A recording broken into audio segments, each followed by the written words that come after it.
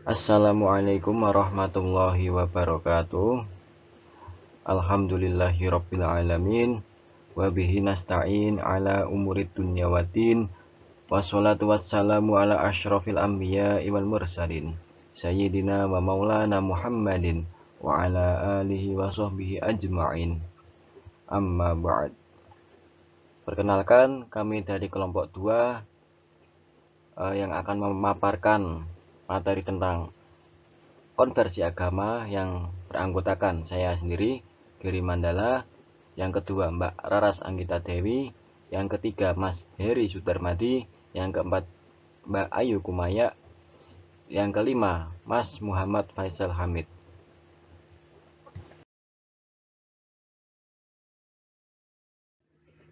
Memasuki pada pembahasan yang pertama, yaitu mengenai pengertian konversi agama.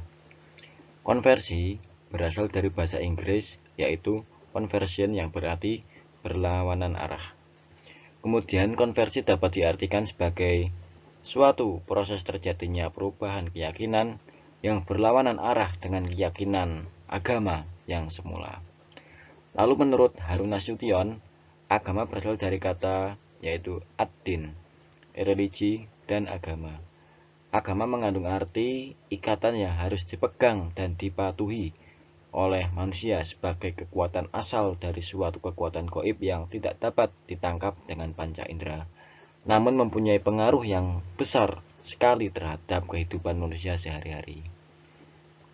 Lalu menurut Jung, agama adalah keterkaitan antara kesadaran dan proses psikis tidak sadar yang mempunyai kehidupan tersendiri.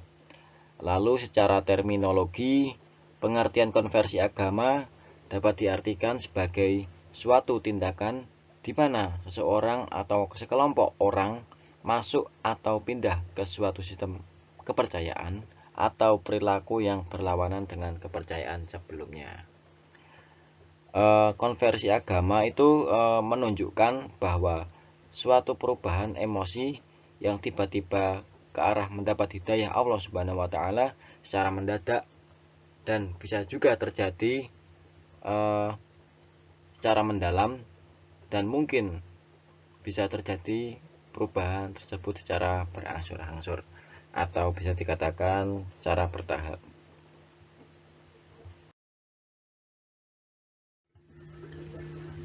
Lalu para psikolog agama berpendapat bahwa terjadinya konversi agama merupakan suatu macam pertumbuhan atau perkembangan spiritual yang memberi pengertian adanya perubahan arah yang sangat berarti dalam sikap terhadap ajaran agama ataupun dalam tingkah laku agama.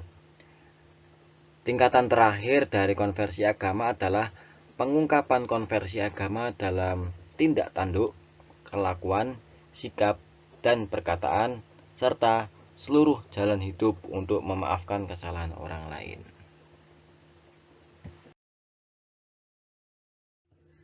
Lalu konversi agama itu memuat beberapa pengertian dengan ciri-ciri sebagai berikut. Yang pertama, adanya perubahan arah pandang dan keyakinan seseorang terhadap agama dan kepercayaan yang dianutnya. Lalu yang kedua, perubahan yang terjadi dipengaruhi oleh kondisi kejiwaan, sehingga perubahan dapat terjadi secara berproses ataupun secara mendadak. Lalu yang ketiga, perubahan tersebut bukan hanya berlaku bagi perpindahan kepercayaan dari suatu agama ke agama yang lain, tetapi juga termasuk perubahan pandangan terhadap agama yang dianutnya sendiri. Lalu yang keempat, selain faktor kejiwaan dan kondisi lingkungan, perubahan itu pun disebabkan faktor petunjuk dari Tuhan yang Maha Esa. Jadi pada umumnya dalam agama kita itu kita sering mendengar ya, bahwasanya orang yang mendapat hidayah itu memang dari Allah Subhanahu wa taala yang memberikan hidayah itu.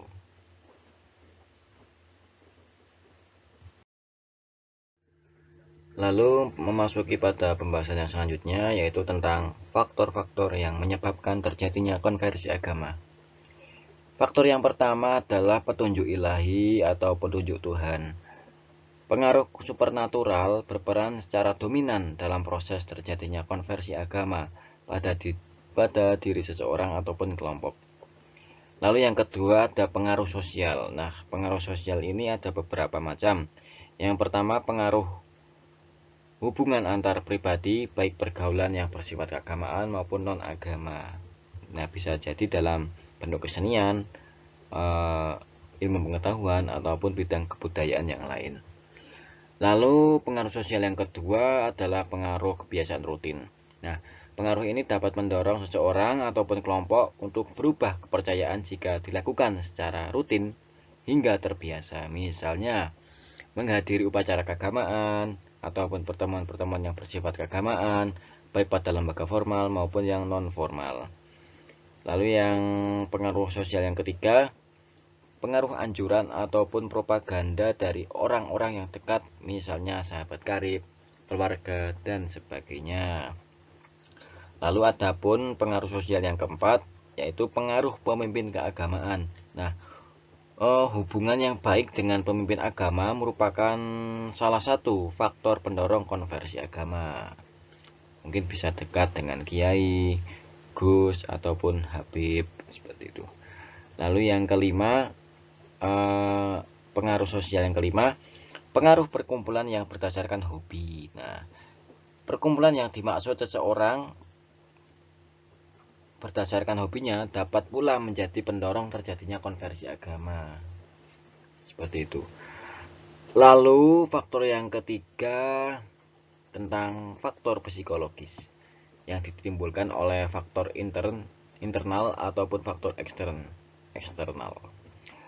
Faktor-faktor tersebut apabila mempengaruhi seseorang ataupun kelompok dapat menimbulkan semacam gejala tekanan batin. Nah, gejala batin ini kalau teman-teman saya mengartikan yaitu sebagai fenomenal seperti itu.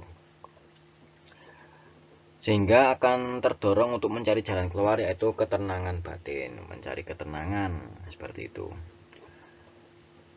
Dalam kondisi jiwa demikian, secara psikologis, kehidupan batin seseorang itu menjadi kosong dan tak berdaya, sehingga mencari perlindungan ke kekuatan lain yang mampu memberinya kehidupan jiwa yang tenang dan tentram. Seperti itu.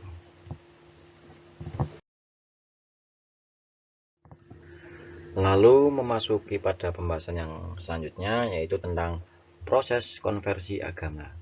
Nah, Zakiyah Darajat dalam bukunya Ilmu Jiwa memberikan pendapatnya bahwasanya proses kejiwaan yang terjadi melalui 5 tahap. Nah, tahap yang pertama yaitu masa tenang. Nah, pada masa ini kondisi jiwa seseorang berada dalam keadaan tenang karena masalah agama belum mempengaruhi sikapnya. Nah, lalu terjadi semacam sikap a priori terhadap agama. Nah, keadaan demikian dengan sendirinya tak akan mengganggu keseimbangan batinnya hingga dia berada dalam keadaan yang tenang dan tentram. Lalu tahap yang kedua yaitu masa ketidaktenangan. Nah, masa ketidaktenangan ini konflik dan pertentangan batin berkecamuk dalam hatinya. Gelisah, putus asa, tegang, panik, dan sebagainya. Baik disebabkan oleh moralnya, kekecewaannya, ataupun apapun yang membuatnya kecewa seperti itu. Pada masa tegang ini, gelisah dan konflik yang berat, biasanya orang mudah merasa cepat tersinggung atau baperan, dan hampir-hampir putus asa dalam hidupnya dan mudah kena sugesti.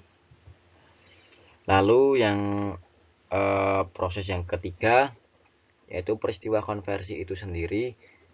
Setelah masa goncang itu mencapai puncaknya, klimaks, maka terjadilah konversi itu sendiri. Nah, orang merasa tiba-tiba mendapat petunjuk dari Tuhan, mendapatkan semangat. Hidup yang tadinya seperti dilamun ombak atau diporak-porandakan oleh badai,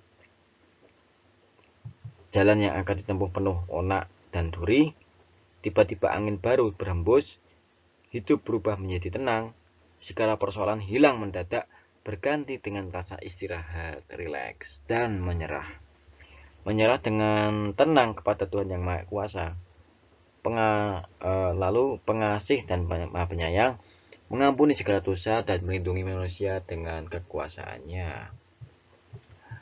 Lalu proses yang keempat, ada masa tentram.